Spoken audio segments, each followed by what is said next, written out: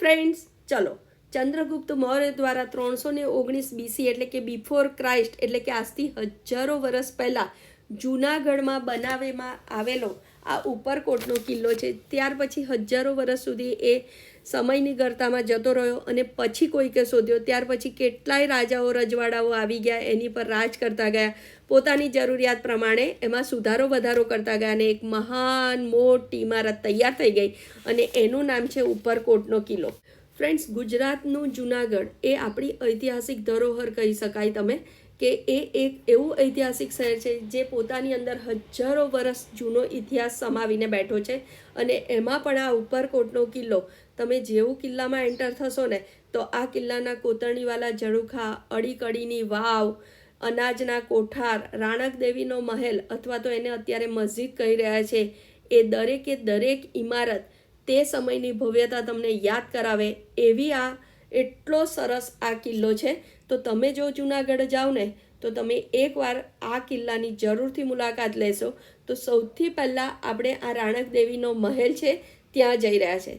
જો આ જે ઝરૂખો છે એ મેં તમને આગળ બતાવ્યો ને, એની કોતરણી પણ એટલી સરસ છે અને તમે એકદમ નજીકથી જુઓ તો તમે આ રાણક દેવીના મહેલની ચોક્કસ મુલાકાત લેજો. ફ્રેન્ડ્સ, જ્યારે તમે રાણક દેવીના મહેલમાં અંદર પ્રવેશ કરશો ને તો ત્યાં તમને જોઈને તમારી આંખો આશ્ચર્યચકિત થઈ જશે.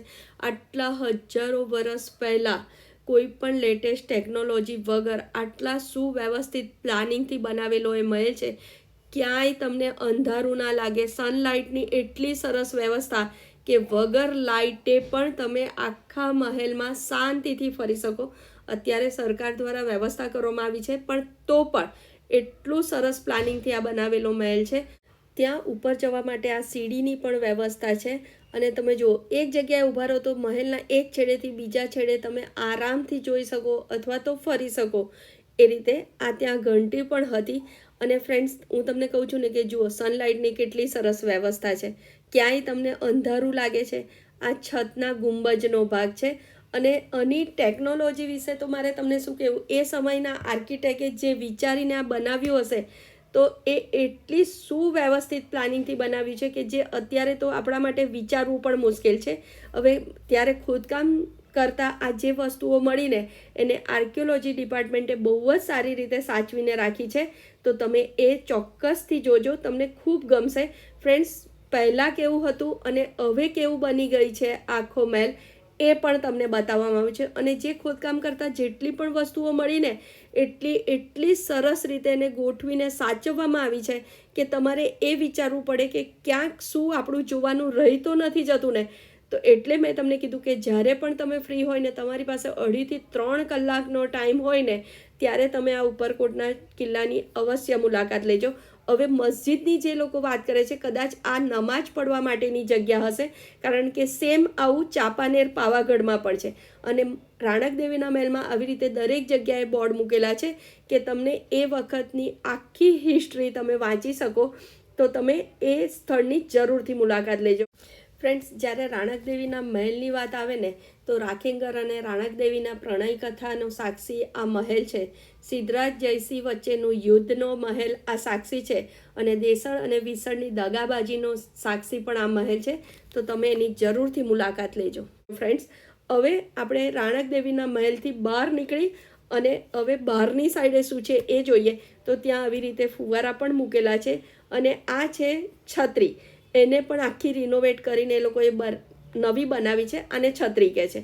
અને આ જે ગેલેરી છે ને એ રાણક દેવીના મહેલ અથવા તો ઉપરકોટના કિલ્લાની ભવિષ્યમાં લાઇટ શો કરવા માટે બનાવવામાં આવી છે. ફ્રેન્ડ્સ, ઉપરકોટના કિલ્લાની એન્ટ્રી ફી છે 100 રૂપિયા. પણ જો તમે ના ચાલી શકો તો ત્યાં કારની પણ વ્યવસ્થા છે. આ કાર છે અને એનો ચાર્જ છે લગભગ 175 રૂપિયા. અને કિલ્લાને જોવાનો સમય છે સવારે 8 થી સાંજના 4. તો તમે જરૂરથી મુલાકાત લેજો.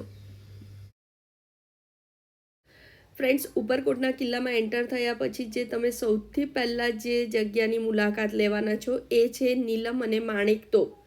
ત્યાંથી જ પછી તમે આગળ બધું જોવા જઈ શકો. સૌથી પહેલાં એ આવશે મોટી તોપ છે, એનું નામ છે નીલમ અને એ 17 ફૂટ લાંબી છે. અને નાની તોપ છે એનું નામ છે માણેક, જે 7.5 ફૂટ લાંબી છે. જે આ બંને તોપ છે મહમ્મદ બેગડાના સમયની છે અને લગભગ 1000 વર્ષથી પણ વધુ જૂની છે. પંચધાતુમાં બનેલી છે એટલે તેને ક્યારેય કાટ નથી લાગતો. ફ્રેન્ડ્સ, સુલતાન બહાદુર શાહના હુકમથી આ તોપોને દીવથી અહીંયા જૂનાગઢ લાવવામાં આવી છે.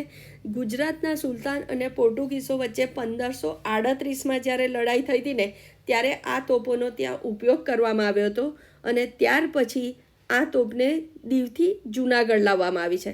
તો તમે આ જગ્યાની જરૂરથી મુલાકાત લેજો ફ્રેન્ડ્સ, અને તમે અહીંયા ઊભા રહી અને તમે આખા જૂનાગઢનો એકદમ સુંદર નજારો જોઈ શકશો. તો તમે ઉપરકોટ જાઓ તો તમારે સૌથી પહેલાં તો આ સ્થળની જ મુલાકાત લેવાની છે. ફ્રેન્ડ્સ, એક કહેવત છે કે અડીકડીની વાવ ને નવઘણનો કૂવો, જે ના જુએ તે જીવતા મૂવો.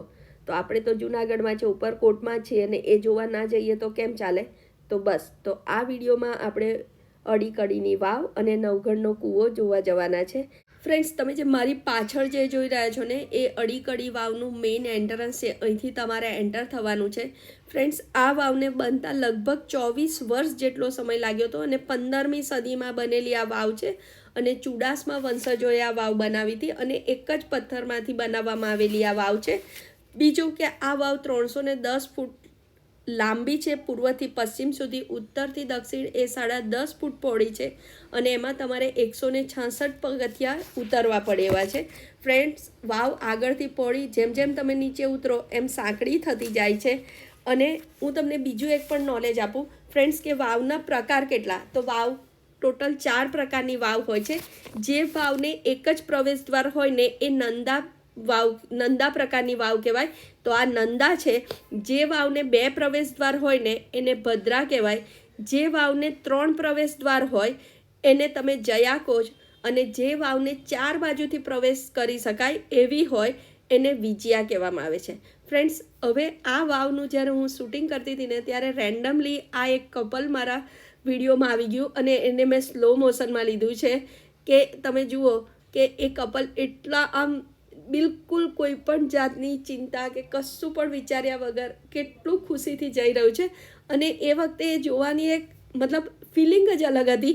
જો તમારી પાસે એ નજર હોય ને તો તમને આ વિડીયોમાં આ પોર્શન જોવાનો જરૂરથી ગમશે. ફ્રેન્ડ્સ, જો આપણે અડીકડી વાવ પાસે હોઈએ અને એ 2 કન્યા કે જેના લીધે આ વાવમાં પાણી આવ્યું એ 2 અપરિણિત કન્યાઓનું બલિદાનને યાદ ન કરીએ તો કેમ ચાલે?